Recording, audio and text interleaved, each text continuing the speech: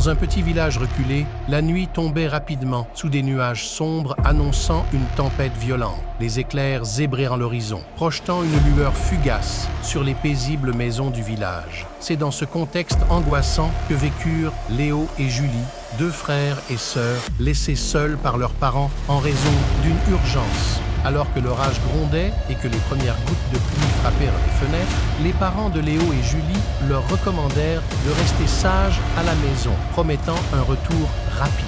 Les enfants se retrouvèrent ainsi confrontés à l'obscurité croissante et au rugissement de la tempête qui sévissait à l'extérieur. Une atmosphère lourde s'installa dans la demeure. Des bruits inquiétants résonnaient dans les couloirs vides.